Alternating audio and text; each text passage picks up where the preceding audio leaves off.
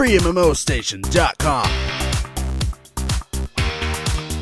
Hey guys, this is the Settlers Online. It's going to be a first impression review, so let's get right into it, okay? I'm Scarlet Shore here with FreeMMOStation.com, and this is a game by Blue Byte Studios, which is a Ubisoft studio. And these guys are famous for making this sort of type of game, this sort of strategy, multiplayer online game. Check out their studios, you might like some of their other games, different themalities of the strategy genre, you know, like so they have Heroes, Might and Magic Heroes Online, so that's really cool. I think a lot of their games are probably going to be good. I mean, if they follow suit with this game, I believe honestly that this game was very interesting, very good, had a lot of, it's sort of iconic, had a lot of fun characteristics. I think it's just really a good game. So let me get right into this review.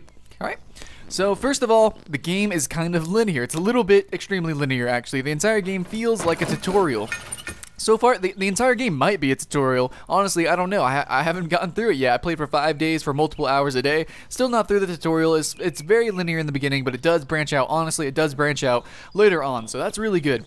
Now, the game is a strategy game. It's very similar to Farmville. You go build up your town, but there is one aspect to this game that totally blows my mind, separates it from the rest, and that is the idea of adventure islands, where you can go on sort of generate a new separate island, have an adventure, or you could even do this with multiple people. You can do it with 2, 3, 4 multiple people, and you can go and you can build a place together, conquer the island together. Well, that's really cool. One suggestion that I have for the game that I think is a really good idea is following suit with the adventure islands is to have PvP islands. They're not totally necessary. I like the adventure mode, very cool. I like the idea, but I just really want more content other than the first island. So the first island, admittedly, is very boring, very easy. There are no weather effects, there's nothing that's going to attack you or do anything like that. And basically the tutorial teaches you how to have a sustainable economy. And that's what the whole game is about. It's about building up your economy. It's about having wide-stretching effect over this island. But also what's really cool is that there is a market so that you can trade things. So later on in the game, you can sort of specialize and start producing a lot of one thing and selling it. And then that way you can become even more sustainable. You can just straight out just be amazing. Join guilds and stuff like that, trade with people. But I do like the auction house styled market that they have. In addition to the market, they have a gem store. And gems you purchase with real money. You start out with some.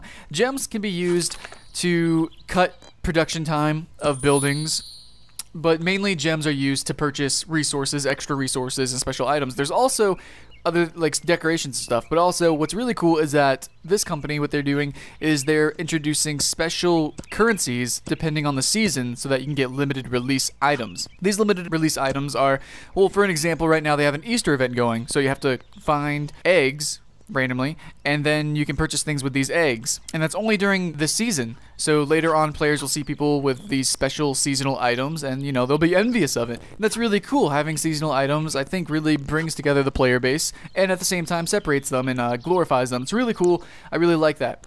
Right now, the gems do seem a bit costly, but at the same time, it depends on what you're doing. Like, it depends on your gameplay. If you want to make the gameplay go really fast like I did, I didn't use it to buy resources. What I did was I used my gems to just cut down the production time of my buildings, so then I can build a lot of buildings really fast and then get resources that way. So I am enjoying that the marketplace is so big and it does have such a variety. I think that's really awesome. And it really makes the game stand out from other games in the similar genre, this social strategy game, is because a lot of the games have sort of one dominant strategy to go about, but this game does branch out later on, sort of endgame-ish. It does branch out. And I think what's really fun is that the adventure mode, like I said, that is really cool. That definitely separates it. But this game definitely has a lot of complexity for the sort of how cartoonish it seems, how simple the UI is. It just has more depth to it without more complexity, which is always a good thing. Very good. Alright, so let's talk about how easy the game is. The game is actually just straight up very easy. The game is very fun. The adventure modes, I don't know how difficult those get, and then who knows if they're going to implement PvP. It's a free-to-play, so they're going to constantly come out with updates and new modes and stuff like that. So I feel like this game is very open-ended. It can go anywhere.